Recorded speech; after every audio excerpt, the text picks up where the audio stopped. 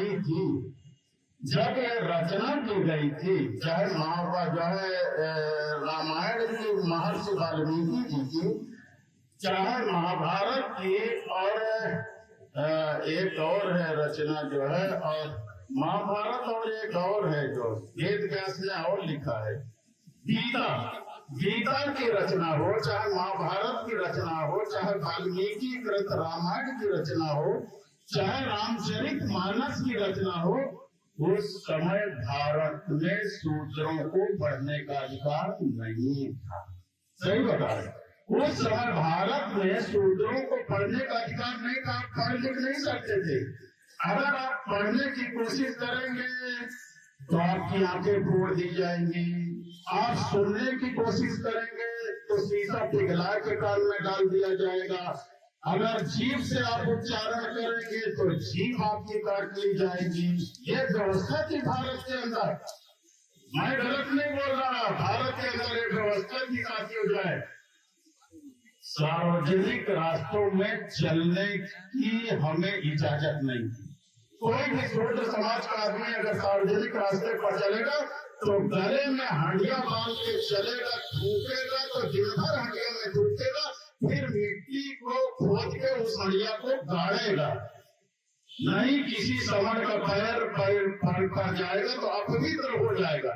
अब तुम्हें किस्सा कहानी लग रही होगी जो है, अब किस्सा कहानी लग रही हो तो अभी एक पिक्चर जारी हुई है महात्मा ज्योतिबा राव फूले, उसे देख लेना।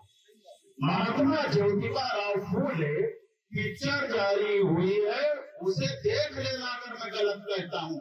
यही सारी व्यवस्थाओं के विषय में उसे दिखाया गया है जो भारतीय जनता पार्टी के लोगों को बुरा लग रहा है। इस देश के अंदर कमर में झाड़ू बांध के चलना पड़ता था कि जहां तुम बैठो बाद में उठो तो निशान मिटाए दो।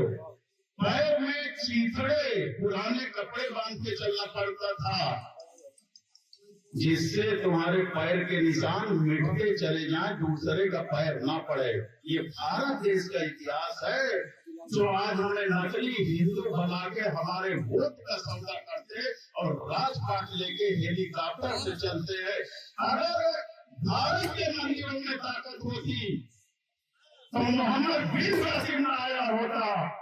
भारत के मंदिरों में ताकत होती तो महमूद गजनवी आया होता।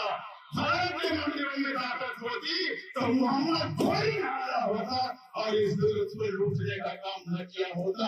इसका मतलब मंदिरों में ताकत नहीं थी। अगर भारत में तो सत्ता के मंदिर में ताकत है कि बाबा अपना मंदिर छोड़ करके आज सत्ता के मंदिर पर विराजमान है, हेलीकॉप्टर पर चलने का काम करते। 5 बार विधायक बन गए, मंत्री बन गए। सही बात। जय भीम का नारा लगा के 5 बार विधायक और मंत्री बने थे। इतनी ताकत है बाबा साहब के नाम लेने पर। ताकत है। ये घनश्याम चमार बैठे रहे हो, कहाँ चलेंगे? नहीं उन्हें बताओ ना जाए चमार बिरादरी का आदमी का फूंक लेंगे। मायावती जी को आना चाहिए कि नहीं आना चाहिए? नहीं आना चाहिए ना भाई, वो तो भाजपा से मिले हैं, उन्हें आना चाहिए। चमार बिरादरी के आदमी का जिंदा फूंक देकर छना में बताई थी, आना चाहिए। सत्यानाश कर दी जो है मायावती जी ने, सत्यानाश कर दिया। सही बता, बर्बाद कर दिया समाज को, चौराहे पर खड़ा कर दिया। यह हालात है, घर बुरी दशा हो गई साथी। हम तो भैया जितने दिन जिंदा रहेंगे अपने वसूलों पर जिंदा रहेंगे।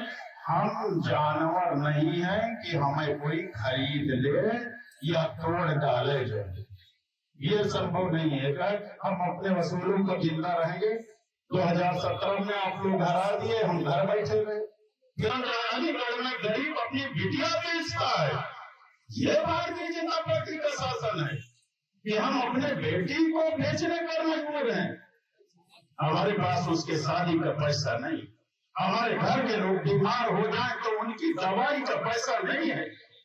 ईमानदारी से आप बताओ, क्या सरकारी अस्पतालों में कोई दवा मिलती है? कहते हैं मारा कराओ, पीटा कराओ, तबाही से लाके ढोल का जितना पीटियो उतने अच्छा स्वर निकलेंगे, सिंचाई बता रहे ये तुलसीदास जी ने लिख दिया कि मैं जहाँ आ रहा हूँ, मेरा कहने का मतलब क्या है। हमें लिख दिया अधम जाति में शिक्षा पाए अयम यथा अहितूत पिलाए। कहते अधम जाति में, नीच जाति में जो शिक्षा प्राप्त कर लेता है वो ठीक उसी तरह हो जाता है जैसे सांप दूध पीने के बाद रंजीत अत्यधिक जहरीला हो जाता है, उसी जैसे सांप दूध पीने के बाद और जहरीला हो जाता है, उसी तरह शूद्र शिक्षा पाने के बाद जहरीला हो जाता है। बताइए, अधम जाति में शिक्षा पाए भयंकर जाति में दूध पिलाए, ये लिख दिया जाए तुलसीदास जी ने जाए। फिर लिख दिया कि पूजे ही विप्र सकल गुणहीना शूद्र न पूजे गुण ज्ञान प्रवीणा। कहते विप्र माने ब्राह्मण की पूजा होनी चाहिए चाहे जितना गुणहीन हो, लेकिन शूद्र की पूजा नहीं होनी चाहिए चाहे जितना गुणी हो, प्रवीण हो जाए। तुलसीदास जी ने ये भी लिख दिया जाए। बताइए जो है, तो ये बताइए, हमारा सवाल ये है कि हम नकली हिंदुओं के लिए तो तुलसीदास जी ने इतना कुछ लिख दिया, लेकिन ये मुसलमानों के लिए कहीं नहीं लिखे भला बुरा भाई जो है। भाई मुसलमानों के विषय में तो भला बुरा लिखना चाहिए, नहीं लिखे जो है। तुलसीदास जी की हिम्मत नहीं पड़ी अकबर के समय में लिखने के लिए। सही बताए, हम नकली हिंदुओं के लिए तो लिख दिए जो भर भर के गालियां लिख दिए, और उसी को हम लोग पढ़ते रहते हैं।